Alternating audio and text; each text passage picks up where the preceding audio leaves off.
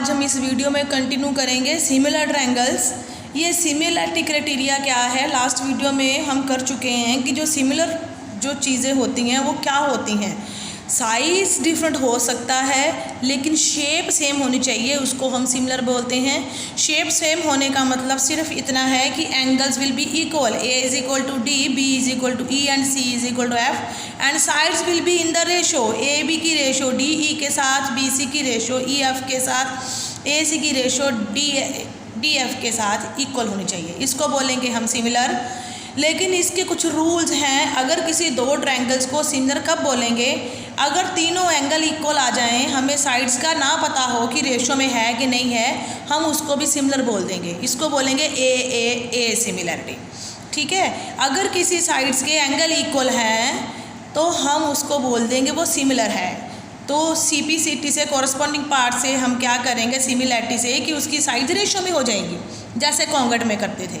Similarly अगर किसी triangle की साइड्स रेशो में आ जाए, दिस ओवर दिस आ जाए, BC ओवर EF आ जाए, AC ओवर DF आ जाए, अगर साइड्स रेशो में आ जाए हम ऑटोमेटिकली बोल देंगे कि एंगल इक्वल है, उसको बोलते हैं एस सिमिलरिटी। ठीक है, एंगल वाले को बोलते हैं ए सिमिलरिटी, एस वाले को बोलते हैं एस सिमिलरिटी। एक होता है बेटे S similarity.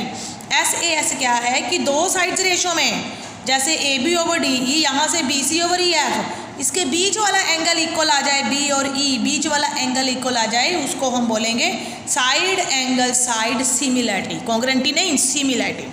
It mean similarity के 3 रूल्स हैं, ध्यान रखना है। Angle angle angle similarity, S similarity और एस सिमिलरिटी। इन तीनों में से मैंने आपको एक बताना है, बाकी 2 आपने खुद देखने हैं, खुद ही करने हैं उसकी थ्योरम। मैं आपको ए सिमिलरिटी बोल दूंगी। एक बात और याद रखनी बेटा, ए सिमिलरिटी में ये ज़रूरी नहीं है कि तीनों एंगल इक्वल हों। अगर 2 एंगल मिल जाए तो ऑटोमेटिकली तीसरा एंगल ऑटोमेटिकली इक्वल होता है। इसका मतलब अगर 2 एंगल मिल जाए तो वो ए सिमिलरिटी ही होता है। इस बात को आपने ध्यान रखना है। उसको ए को सिंपल ए सिमिलरिटी भी बोलते हैं। बेटा ये हमारी थ्योरम है 6.3, 2 ट्रायंगल जिसके कोरोस्पोंडिंग एंगल्स इक्वल हैं, मतलब ए की वैल्यू D है, B की वैल्यू E है, C की वैल्यू F है, then their corresponding sides in the same ratio. तो हमने क्या प्रूव करना है, इसकी साइड सेम रेशो में है। साइड्स किस में है, सेम रेशो में है। Hence these 2 triangles are similar, hence these 2 triangles are similar. इस थ्योरम को हम प्रूव करेंगे, उसके बाद सम्स करेंगे। देखिए बेटा ये हमारी थ्योरम है 6.3। हमने इसकी गिवन और टू प्रूफ आपके लिए लिखा है। एक ट्रायंगल है ABC और दूसरा ट्रायंगल है DEF, कोई भी ले लो, आपका जो चॉइस करता नेम। उसमें एंगल्स गिवन है, साइड्स रेशो में आएगी, ये प्रूव करना है। एंगल्स गिवन कॉरस्पॉन्डिंग मतलब A की वैल्यू D है, A का वैल्यू D है, E एंगल B के इक्वल है और C एंगल F के इक्वल है। ठीक है, अलग अलग साइन डाल दिए, आपको समझ में आ जाए ये एंगल ये है, ये एंगल ये है, ये एंगल ये है। 2 प्रूव करना है, साइड्स रेशो में है। अब देखो एक हमने छोटा ट्रायंगल लिया है कि बड़ा ट्रायंगल लिया, बेटे छोटे ट्रायंगल में बड़े में फिट कर सकते हैं, नो प्रॉब्लम। ठीक है, अगर हमने साइज डिफरेंट लिया किसी एक शेप का दूसरी शेप के साथ, तो इसको उठा के यहाँ पर फिट कर सकते हैं। इसलिए हमने ये 2 पॉइंट्स कंस्ट्रक्शन में लेने हैं, P and Q, such that कि AB हमारा DP बन जाए, AC हमारा DQ बन जाए। ये जो AB है वो हमारा DP बन जाए, AC है हमारा DQ बन जाए।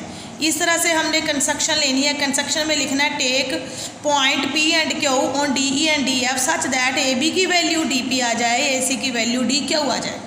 ठीक है, अब हम इसका प्रूफ शुरू करेंगे। प्रूफ में हमने 2 ट्रायंगल लेने हैं, ABC एंड DPQ। 2 ट्रायंगल ले लिए। इन दोनों ट्रायंगल में क्या क्या हमने कंस्ट्रक्शन में लिया वो देखिए। सबसे पहले AB की वैल्यू क्या है DP, AC की वैल्यू क्या है DQ, दोनों ही कंस्ट्रक्शन में लिए। ठीक है, इसकी वैल्यू ये है, इसकी वैल्यू ये है। ये बीच वाला एंगल पहले गिवन है equal, A is equal to D, ये गिवन है।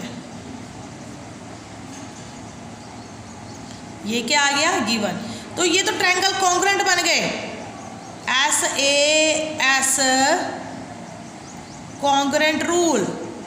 ये तो ट्रायंगल कॉन्ग्रुएंट बन गए। कौन से ट्रायंगल, ABC एंड DPQ, ये दोनों ट्रायंगल कॉन्ग्रुएंट बन गए। ठीक है, ये कॉन्ग्रुएंट का साइन है, ये सिंपल सिमिलर का साइन है।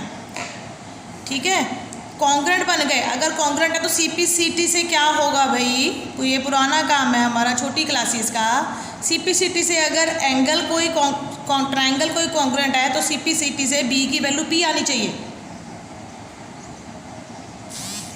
एंड C की वैल्यू Q आनी चाहिए।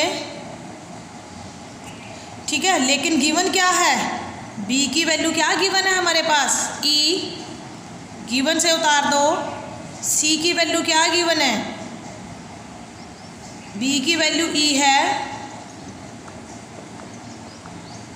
यहाँ पर, और C की वैल्यू F है। गलत लिख दिया था, ऊपर सही कर लो।